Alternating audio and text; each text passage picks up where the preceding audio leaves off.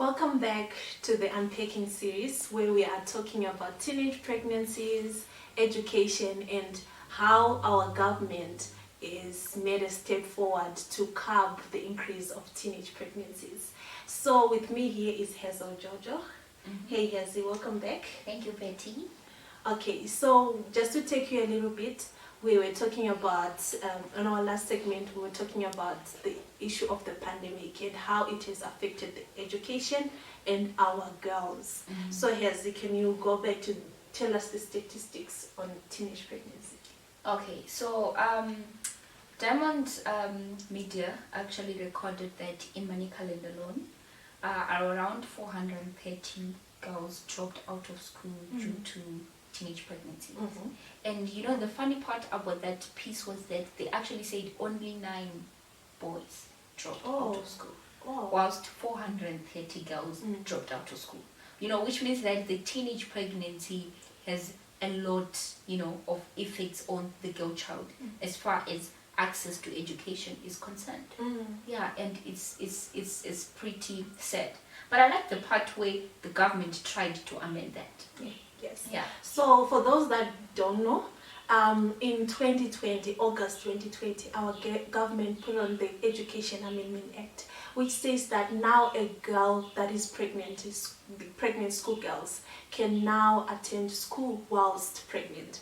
This was to curb the increase of teenage pregnancy, which has happened during the lockdown, like Casey said, and also the previous Education Act, which states that once you are pregnant, you are Totally cut off. Yes, the school has the right to expel you. So the education, our Ministry of Education, let me just say the government now has put on a Education Amendment Act, which states that school-going children that are pregnant can now stay in school. So I want to also clear out something there. It's not like we are promoting we want you to get pregnant so that you can stay in school, because it has its own effects. So what do you think about that Education Amendment Act? Okay, I think like if you look back when the Education Act was legally adopted, it was met with a lot of social criticism, because teenage pregnancy on its own is considered as a deviant behavior in the society.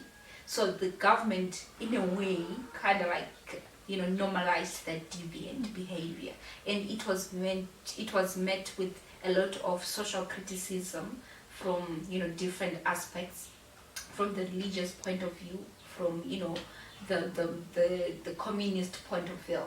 And I gotta applaud the government for taking that step, because if we actually use SDG number 4 to that effect in SDG number 5, it is something that is promote the inclusivity of education and the equity part of it, and it is kind of like promoted gender equality, because when the girls get pregnant, the boy was free to continue with education, whilst the girl was actually socially and academically cut off. So I felt like on its own, before going into its contents, on its own, just the government or the education portfolio to make that stand, I applaud the government for that, because I felt like these girls needed that second chance. I don't know what you think. I also agree with you.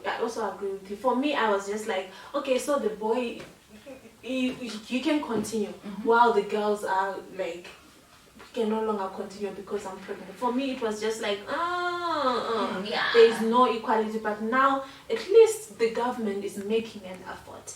But for me, on the other hand, I'm just like, is it enough? That's kind of like an issue to talk about, because if we look at Manicaland only, where they said 430 girls have dropped out of school due to pregnancy, right?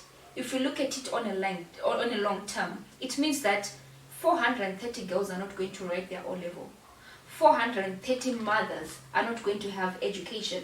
It also means that 430 children that are going to be, born, they won't actually have access to education because their mothers didn't have access to education, which is a plus. But if you look at the other hand, if we look at Section 68 of that Amendment Act, Mhm. it says that, you know, the government, the schools are not going to expel these children. But let's look at it. Who is going to take care of those children when they stay in school? Who's going to take care of their child and maternal health issues?